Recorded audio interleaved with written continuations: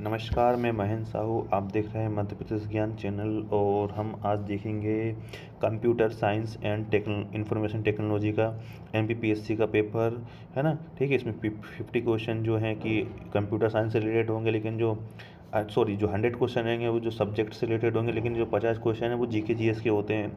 तो वो हमारे लिए किसी भी एग्ज़ाम में, सिविल सर्विसेज हो या आप किसी भी एग्ज़ाम की तैयारी कर रहे हो, उसके लिए बहुत इंपॉर्टेंट है। और ये प्रीलिम्स का एग्ज़ाम 30 अप्रैल 2023 को हुआ था। पेपर 2021 का है, लेकिन एग्ज़ाम 2023 को हुआ था। ठीक है। अच्छा, तो शुरू करते हैं हम पहले क्वेश्चन से। फर्स्ट क्वेश्चन क्या है? निम्नलिखित कथनों में से मध्य प्रदेश के राज्यपालों के बारे में सत्य नहीं है। तो क्या सत्य नहीं, हम देखते हैं कि प्रथम महिला राज्यपाल सरला गिरिराज थी, ये तो सत्य है। सबसे अधिक समय तक सेवारत राज्यपाल HV पाटस्कर जी थे, ये भी सत्य है।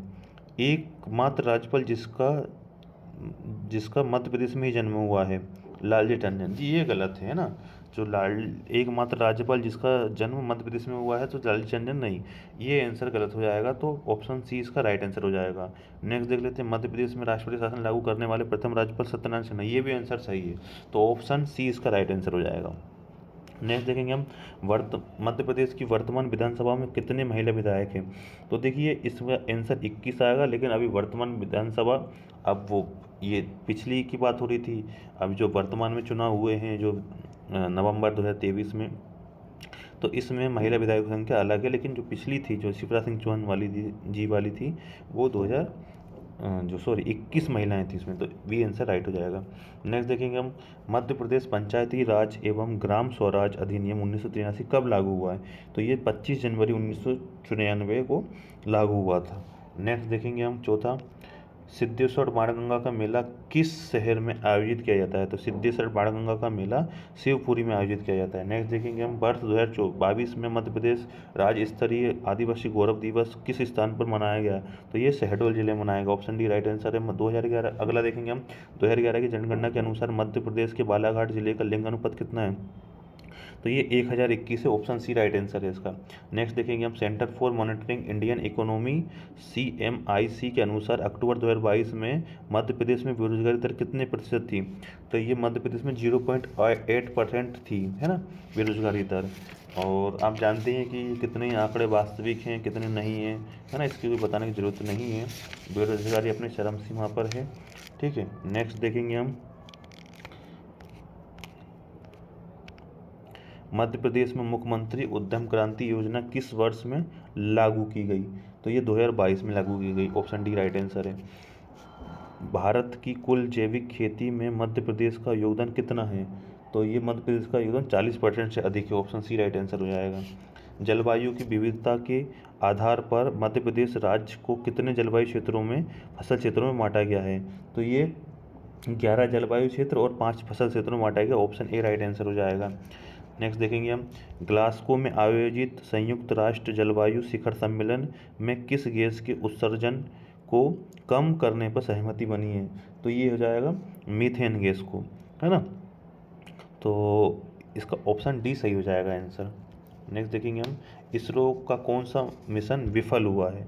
तो हम सब जानते हैं कि जो SSLVD जो 1 है ना, वो एक विफल हुआ था। बाकी जो 3 थे, PSLV-C34, 3GSLV-M के थर्ड, है ना, और ये जो IRNS-2E है ना, ई था, ये सफल हुए थे। जो ऑप्शन बी है इसका, वही गलत है ना। तो वो मतलब वो सही में है, जो वो विफल हुआ था ऑप्शन बी वाला। तो ऑप्शन बी राइट आंसर है। 13 में देखेंगे, मौलाना अबुल कलाम आज़ाद ट्रॉफी प्रदान की जाती है। तो ये किसके द्वारा प्रदान की जाती है, शिक्षा मंत्रालय द्वारा, है ना। ऑप्शन ए राइट आंसर हो जाएगा।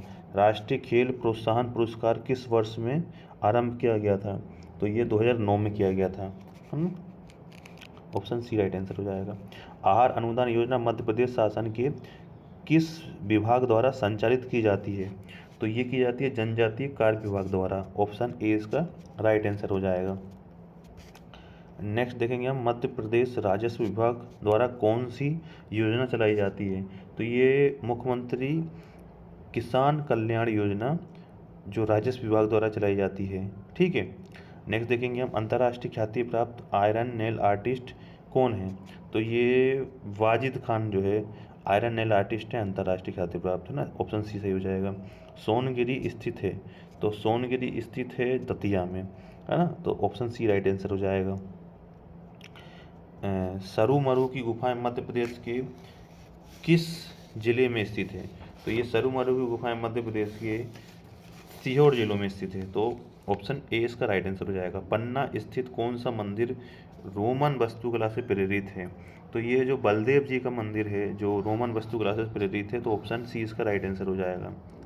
21 में देखेंगे हम फिल इन द ब्लैंक्स पूछा है। एक बहुत बड़ी समस्या है जब कोई ग्राहक ऑनलाइन खरीदी करता है तो उसमें ये है कि ग्राहक की जो लेन देन की सुरक्षा है, एक तो वो भी बहुत बड़ी समस्या हो गई है ना। पेमेंट होता है, नहीं होता है, अटक जाता है कभी कभी, है ना। ऑनलाइन सिस्टम है तो कुछ भी हो सकता है। दूसरा, जो हम प्रोडक्ट खरीदते हैं तो हमको ये नहीं पता है कि वो किस क्वालिटी का है, क्योंकि उसकी जो फ़ोटो वगैरह होती है, पैकेजिंग होती है, वो मोबाइल पे इतनी अट्रैक्टिव और आकर्षण दिखाते हैं, लेकिन प्रोडक्ट बाद में कुछ और ही निकलता है। जैसे कि हमने फ्रॉड देखा है आजकल कि कुछ भी हमें ख़राब प्रोडक्ट या बॉक्स में कुछ भी ऐसा प्रोडक्ट पत्थर कभी कभी तो निकल जाते हैं, तो जो गुणवत्ता है उत्पाद की, ये भी एक प्रॉब्लम है।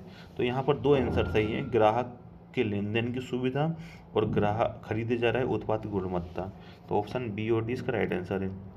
नेक्स्ट देखेंगे हम, सरकार की centralised public grievance retrace and monitoring system जो है द्वारा शिकायत निवारण के लिए किन मुद्दों को नहीं लिया जाता है?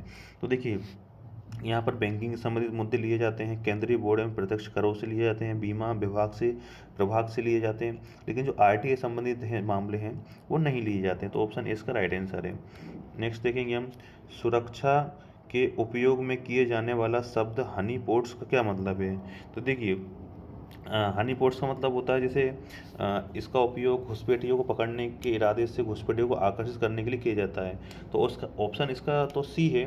लेकिन आपने इसको कहीं अखबार में भी कहीं कितनी बार इसको हनी ट्रैप करके पकड़ा होगा, जहाँ पर किसी व्यक्ति को, किसी बड़े अधिकारी को, किसी अच्छे व्यक्ति को, यानी जिसका प्रभाव है समाज में, उसको पकड़ने के लिए महिलाओं के द्वारा उन्हें जाल में फंसाया जाता है, तो उसको हनी ट्रैप कहते हैं। ऐसे ही हनी पोट्स होता है, तो वो आकर्षित करके घुसपैठियों को पकड़ा जाता है, तो ऑप्शन सी इसका राइट आंसर हो जाएगा।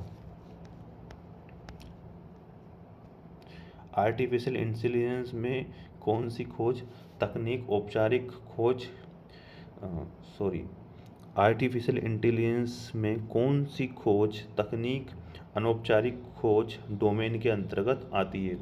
तो ये जो खोज है हमारी, ये आती है यूनिफॉर्म्ड कास्ट खोज, ऑप्शन डी इसका राइट आंसर हो जाएगा, है ना, यूनिफॉर्म्ड कास्ट खोज। तो नेक्स्ट देखेंगे हम कि किसकी आवश्यकता होती है सुपरवाइज्ड लर्निंग में? तो ऑप्शन डी प्रारंभिक प्रशिक्षण और प्रारंभिक परीक्षण दोनों की जो है हमारा आवश्यकता होती है सुपरवाइज लर्निंग में, तो ऑप्शन डी इसका राइट आंसर हो जाएगा। तो कंप्यूटर नेटवर्क में आरपीसी से आपका क्या मतलब है? तो आरपीसी का मतलब होता है रिमोट प्रोसीजरल कॉल, है ना, ऑप्शन ए राइट आंसर हो जाएगा। नेक्स्ट देखेंगे हम, कौन सा लॉजिक गेट यूनिवर्सल गेट है? तो ये जो NAND जो नंद गेट होता है, ये यूनिवर्सल गेट कहलाता है। नेक्स्ट देखेंगे हम, SCARA परिवर्णी शब्द का क्या अर्थ है? तो इसका मतलब होता है selective compliance assembly robot arms, तो ऑप्शन बी इसका राइट आंसर हो जाएगा, ऑप्शन बी। नेक्स्ट देखेंगे हम, सूचनाओं के आदान प्रदान की फुल डुप्लेक्स मोड से आप क्या समझते हैं, है ना? तो इसका मतलब होता है एक साथ सेंडर रिसीवर को संदेश भेज सकता है और रिसीवर सेंडर को संदेश भेज सकता है ना। फुल डुप्लेक्स और हाफ डुप्लेक्स का मतलब होता है, हाफ डुप्लेक्स मतलब होता है कि हम एक तरफ से ही, जैसे वॉकी टॉकी होता है पुलिस वालों के साथ, एक तरफ से ही बोल सकते हैं, एक तरफ से ही रिसीव कर सकते हैं। लेकिन जो मोबाइल फ़ोन होता है वो फुल डुप्लेक्स होता है, हम यहाँ से अपनी बात बोल सकते हैं, वो सामने वाला वहाँ से अपनी बात बोल सकता है ना, ठीक है। तो ये होता है डुप्लेक्स का मतलब, तो ऑप्शन सी हो जाएगा, एक साथ सेंडर रिसीवर को संदेश भेज सकता है और रिसीवर सेंडर संदेश भेज सकता है, दोनों हो जाएगा, ऑप्शन सी इसका राइट आंसर हो जाएगा। तीसरा देखेंगे हम, कौन सा संचार माध्यम लेज़र लाइट को सूचना के स्रोत के रूप में ले जा सकता है। तो ये जो फाइबर ऑप्टिक्स है ना, वो सूचना के माध्यम से इस स्रोत के रूप में ले जा सकता है। तो ऑप्शन ए इसका राइट आंसर हो जाएगा। नेक्स्ट देखेंगे हम, छिंदवाड़ा जिले के पातलकोट की भारिया जनजाति के कृषि देवता कौन से होते हैं? तो ये जो कृषि देवता भारी जनजाति के होते हैं, ये भीमसेन होते हैं। ऑप्शन बी राइट आंसर हो जाएगा। गौड़ जनजाति अपने आप को क्या मानती है? तो गौड़ जनजाति अपने आप को कोयतोर मानती है। ऑप्शन ए इसका राइट आंसर हो जाएगा। नेक्स्ट देखेंगे हम, निम्नलिखित में से किसकी स्मृति स्वरूप मार्च 2020 1988 को डाक टिकट जारी किया गया था? तो ये अवंती बाई की स्मृति के स्वरूप में डाक टिकट जारी किया गया था। अगला है, बुंदेलखंड का आलाखंड काव्य किस सुप्रसिद्ध लेखक की रचना है? तो ये जगनिक की है। ऑप्शन ए राइट आंसर हो जाएगा। निम्न में से किस वर्ष प्रजामंडल के चुनाव संपन्न हुए थे?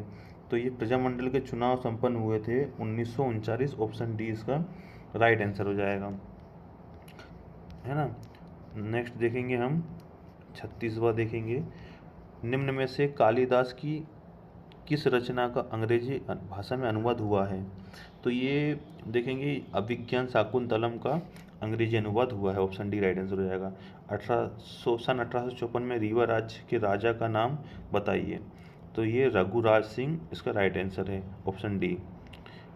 डॉक्टर भीमराव अम्बेडकर ने 1946 में निम्न में से किस नाम से विद्यालय प्रारंभ किया था?